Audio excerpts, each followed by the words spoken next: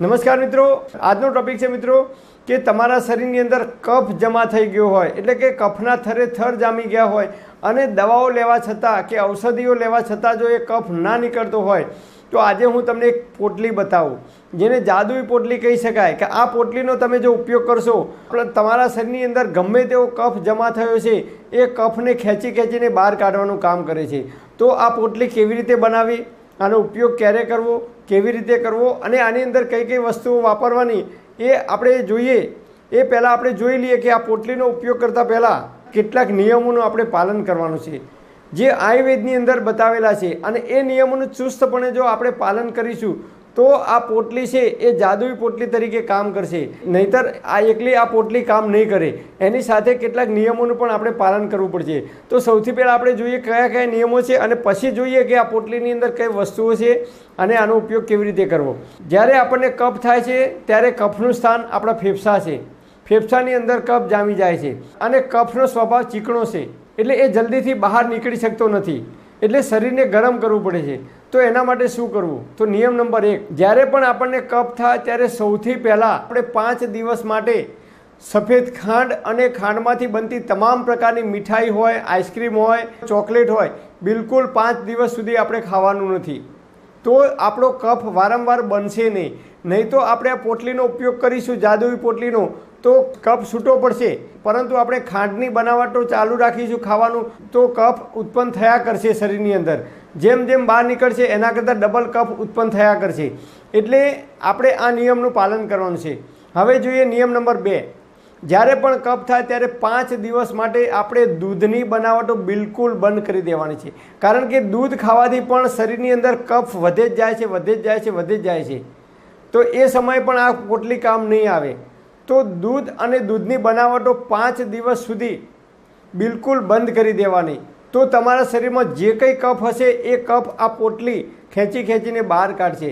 નહીં તો તમે આ પોટલીનો દરરોજ ઉપયોગ કરશો પરંતુ સફેદ ખાંડ અને દૂધની બનાવટો ખાવાનું ચાલુ રાખશો તો કફ તમારા શરીરની અંદર ડબલ ગતિથી બન્યા જ કરશે. એટલે એ 2 નિયમનું પાલન કરવાનું છે. હવે જોઈએ નિયમ નંબર 3. દરરોજ સવારે વહેલા ઉઠી અને સૂર્યપ્રકાશની સામે સવારે 7 વાગ્યાનો તડકો અનુકૂળતા હોય તો સવારે 7 થી 8ની વચ્ચે 10 મિનિટ સીધા બેસવાનું અથવા ખાટલાની અંદર ધાબા ઉપર સૂર્યપ્રકાશની હાજરીમાં સૂઈ જવાનું. શક્ય હોય તો ઓછા વસ્ત્રો ધારણ કરવાના, એટલે કે ટૂંકી બાયના કપડાં પહેરવાના અને નીચે બરમુડો જેવું પહેરવાનું, જેથી કરીને આપણા શરીર ઉપર સૂર્યની ગરમી આવે. અને પછી 10 મિનિટ આપણે પાછળના ભાગમાં સૂઈ જવાનું, ઊંધું માથું કરીને સૂઈ જવાનું. એટલે પાછળની પીઠ ઉપર આખા શરીર ઉપર સૂર્યનો પ્રકાશ આવશે. 10-10 મિનિટ આમ કરવાથી 20 મિનિટ આપણે જો સૂર્યનો પ્રકાશ લઈશું, વિટામિન ડી આપણા શરીરમાં ભરપૂર મળશે. અને બીજું, સૂર્યની ગરમીથી આપણું શરીર ગરમ થાય છે અને આપણું શરીર ગરમ થાય ત્યારે આપણા શરીરની અંદર જે કંઈ કફ જમા થયો હોય શરીરના આગળના ભાગમાં અને પાછળના ભાગમાં, એ તમામ કફ સૂર્યની ગરમીના લીધે આપણું શરીર ગરમ થાય છે ત્યારે એ કફ ધીમે ધીમે ઓગળવા લાગે છે અને એ કફ છે એ મળ દ્વારા અથવા આપણા નાક દ્વારા બહાર નીકળી જાય છે. નિયમ નંબર 4. દરરોજ સવારે તમારે 1 કલાક સુધી પ્રાણાયામ કરવાના. કેમ પ્રાણાયામ કરવાના? તો કફ એ ફેફસાની અંદર જમા થાય છે અને ફેફસાની ઇમ્યુનિટી જો વીક પડશે તો આપણા ફેફસા એ કફને બહાર કાઢવામાં મદદરૂપ નહીં થઈ શકે અને કફ દિવસે ને દિવસે વધે જ જશે. કફના થરેથર જામશે અને કફ જામી જશે તો એમાંથી ઉધરસ આવવાની શરૂઆત થઈ જશે અને ઉધરસ આવશે તો તાવ પણ આવી શકે છે. એટલે કફને જો જમા ના થવા દેવો હોય તો આપણે નિયમિત 5 દિવસ કે 7 દિવસ સુધી નિયમિત આપણે પ્રાણાયામ કરવાના. 15 મિનિટ કપાલભાતિ કરવાનું, 15 મિનિટ અનુલોમ વિલોમ કરવાનું અને 5 મિનિટ જેટલો સમય ભસ્ત્રિકા પ્રાણાયામ કરવાનું. તો એનાથી આપણા ફેફસાની ઇમ્યુનિટી પાવરફુલ થાય છે, આપણા ફેફસા મજબૂત થાય છે. એટલે ફેફસાની અંદર જે કફ છે એને બહાર કાઢવા માટે આપણા ફેફસા સક્ષમ બની જાય છે, મજબૂત બની જાય છે. હવે જોઈએ નિયમ નંબર 5. પ્રાણાયામ ના કરી શકતા હોય, સૂર્યપ્રકાશની હાજરીમાં બેસી ના શકતા હોય તો તમે અડધો કલાક યોગ અને વ્યાયામ કરો. સૂર્ય નમસ્કાર કરો 5 વખત અથવા તમને આવડતી હોય એવી હળવી કસરતો કરો, જેના લીધે આપણું શરીર બોડી ગરમ થાય. અને આપણું શરીર ગરમ થશે તો જ આપણા શરીરની અંદર જે કંઈ કફ જમા થયો છે એ કફ ધીમે ધીમે છૂટો પડશે અને એ ગુદાના માર્ગથી અથવા નાક દ્વારા બહાર નીકળી જશે. તો હવે જોઈએ નિયમ નંબર 6. જો તમે સવારે ઉઠી સૂર્યપ્રકાશમાં બેસી ના શકતા હોય, પ્રાણાયામ કરી ના શકતા હોય અને યોગ અને વ્યાયામ ના કરી શકતા હોય તો દરરોજ સવારે ઉઠી અને ઓછામાં ઓછી 40 મિનિટ તમારે ચાલવાનું છે. એટલે કે 4 થી 5 કિલોમીટર જેટલું ચાલવાનું. અથવા બગીચો હોય તો બગીચાની અંદર સૂર્યપ્રકાશની હાજરીમાં ઓટા મારી જવાના, જેના કારણે આપણું શરીર છે ગરમ થશે, શરીરમાંથી પરસેવો બહાર નીકળશે. એટલી ગતિથી આપણે ચાલવાનું છે, ધીમે ધીમે ચાલવાનું છે, જેથી કરીને આપણું શરીર ગરમ થાય અને શરીરની અંદરથી પરસેવો નીકળે ત્યાં સુધી આપણે ચાલવાનું છે. એટલે શરીર આપણું ગરમ થશે, શરીરમાંથી પરસેવો નીકળશે તો આપણા શરીરમાં જે કફ છે એ જમા થયેલો કફ ધીમે ધીમે ઓગળી જશે. આ ના થાય તો દરરોજ તમારે 16 કલાકનો ઉપવાસ કરવાનો. એટલે કે સાંજે સંધ્યા ટાઈમ એટલે 6 વાગે સૂર્યોદય પહેલાં તમારે ભોજન કરી લેવાનું, એ પણ હળવું ભોજન કરવાનું, ભૂખ કરતાં ઓછું ખાવાનું. અને બીજા દિવસે સવારે 11 વાગે એટલે કે જ્યાં સુધી 16 કલાક પૂરા ના થાય ત્યાં સુધી તમારે કોઈ પણ વસ્તુ ખાવાની નથી. માત્ર તમને તરસ લાગે તો જેટલી તરસ હોય એટલું પાણી પીવાનું. તો આપણું શરીર છે એ 2 કામ કરે છે. એક ખોરાક પચાવવાનું કામ કરે છે અને બીજું શરીરની અંદર જે કંઈ ગંદકી છે એને બહાર કાઢવાનું કામ કરે છે.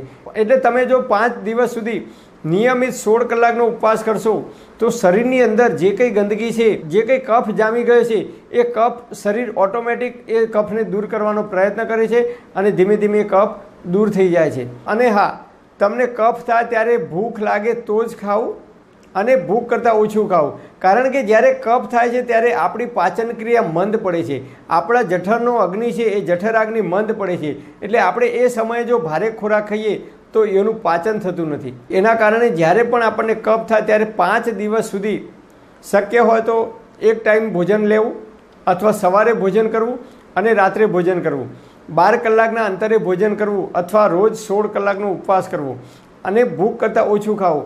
તો આપણા શરીરમાં જે કંઈ કફ છે એ ધીમે ધીમે ધીમે ઓટોમેટિક દૂર થઈ જશે. તો આટલા નિયમોનું ચુસ્તપણે આપણે પાલન કરીશું તો જ આ જાદુઈ પોટલી કામ આવશે. બાકી આ પોટલી 1 મહિના સુધી તમે ઉપયોગ કરશો તો એકલી પોટલી કામ નહીં આવે. તો આ પોટલીનો ઉપયોગ કેવી રીતે કરવાનો? તો 1 વાટકી જેટલું આખું મીઠું લેવાનું અને બંડીનું કપડું હોય તો સૌથી સારું. તૂટી ગયેલી બંડી હોય તો એનું કપડું જાડું હોય, એની અંદર તમે અડધી ચમચી અજમો ઉમેરવો હોય તો ઉમેરી શકો છો. એની પોટલી ગાંઠ વાળી અને પોટલી બનાવી દેવાની. ધીમો ગેસ ચાલુ કરી અને તવીની અંદર આ પોટલીને ગરમ કરવાની છે. આ રીતે જે રીતે આપણે ભાખરી શેકીએ એ રીતે આ પોટલીને તવી ઉપર ગરમ કરવાની અને પછી આપણી છાતી ઉપર અને બૈડાના પાછળના ભાગની અંદર આ પોટલીનો શેક કરવાનો છે. પણ શેક કરતાં પહેલાં શુદ્ધ તલનું તેલ હોય કે શુદ્ધ કોપરેલ તેલ હોય, નારિયેળનું તેલ, તો એની ધીમા હાથે માલિશ કરી દેવાની.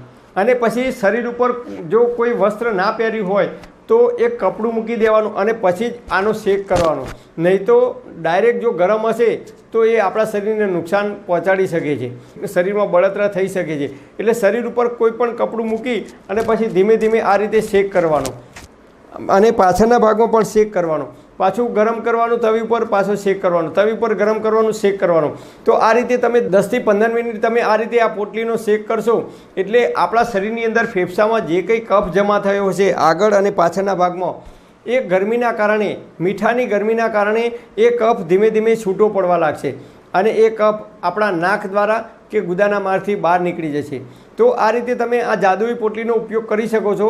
પરંતુ એના પહેલાં જે નિયમો બતાવે એ નિયમોનું આપણે ચુસ્તપણે પાલન કરવાનું છે. જ્યારે પણ આપણને કફ થાય છે ત્યારે આપણને ભૂખ લાગતી નથી, એટલે કે આપણી ભૂખ મરી જાય છે. કેમ મરી જાય છે? તો શરીરમાં કફ થાય છે ત્યારે આપણી જે જઠરાગ્નિ છે એ અગ્નિ મંદ પડે છે, જેના કારણે આપણને ભૂખ લાગતી નથી. અને એ વખતે તમારે જે ખોરાક ખાતા હોય રોજિંદો એના કરતાં બિલકુલ 50% ખોરાક ખાવાનો, તો જ આપણા શરીરમાંથી ખૂબ ઝડપથી કફ બહાર નીકળી જશે. એટલે પેટ ભરીને ભોજન કરવાનું નથી 5 દિવસ સુધી. તો આપણે આટલા નિયમોનું પાલન કરીશું તો આ પોટલીનો ઉપયોગ કરીશું તો જ આ જાદુઈ પોટલી આપણને ઉપયોગમાં આવશે. આમાંથી એક પણ નિયમનું પાલન નહીં કરીએ તો આ પોટલી કોઈ કામ નહીં આવે. પરમપિતા પરમાત્મા આપ સર્વેને તંદુરસ્ત અને નિરોગી રાખે એવી હૃદયપૂર્વક મારી પ્રાર્થના. Thanks for watching my video. Thank you.